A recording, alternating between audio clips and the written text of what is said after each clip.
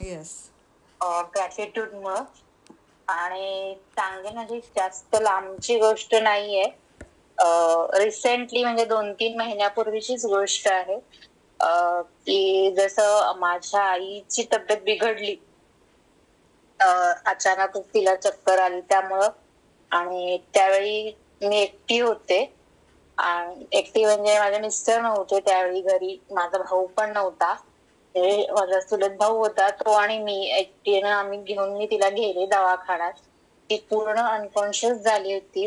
पण त्यावेळी मी घाबरले नव्हते. पण नंतर ज्यावेळी मी एकटी पूर्ण रात्र त्या हॉस्पिटलमध्ये काढली त्यावेळी म्हणजे मी सारखं ते थँक यू म्हणायचे.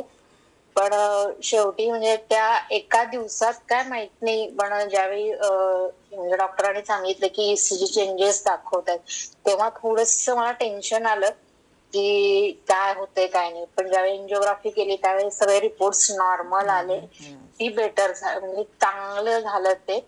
आणि त्यानंतर जे माझ्या बाबतीत घडलं की मी ते डीपली घेतलं त्यावेळी, की मी एकटीनं ते केलं त्यामुळे ते थोडंसं मला फील झालं.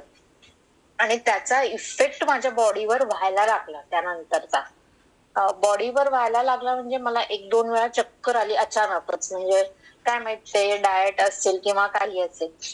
त्यानंतर तेही मी व्यवस्थित केलं आणि जसं आम्ही रनिंग करतोय त्यामुळे रनिंगच्या मध्ये मी म्हणजे खूप बॅकला गेले. म्हणजे मला वाटलं नाही की मी एवढ्या बॅकला जाईन ह्या गोष्टीमुळं. आणि त्यातनं मला जाणवायला लागलं की मी कुठेतरी चुकतीये, माझं काहीतरी चुकतंय.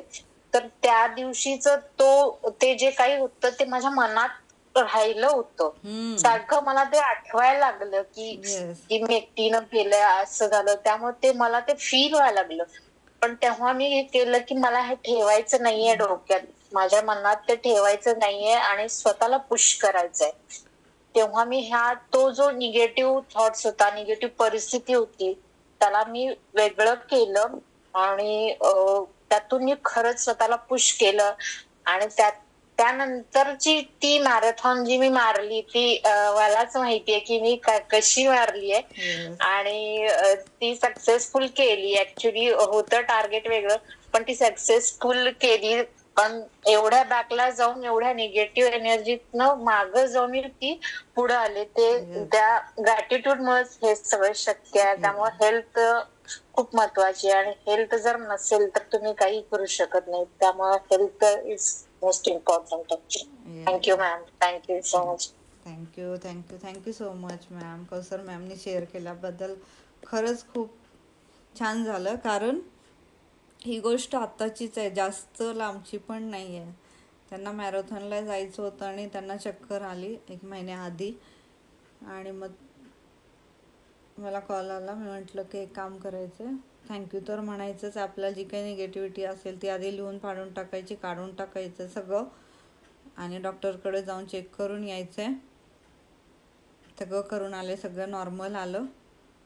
तर डॉक्टरने सांगितलं तुम्हाला पाणी जास्त प्यायला लागेल किंवा डाएट थोडं व्यवस्थित घ्यावा लागेल. त्यांनी तेवढं केलं आणि त्यांनी मेडल घेऊन आलं. 21 किलोमीटरची मॅरेथॉन त्यांनी अगदी व्यवस्थित पूर्ण केली. आणि त्याच्यानंतर त्यांना काहीही त्राससुद्धा नाही झाला.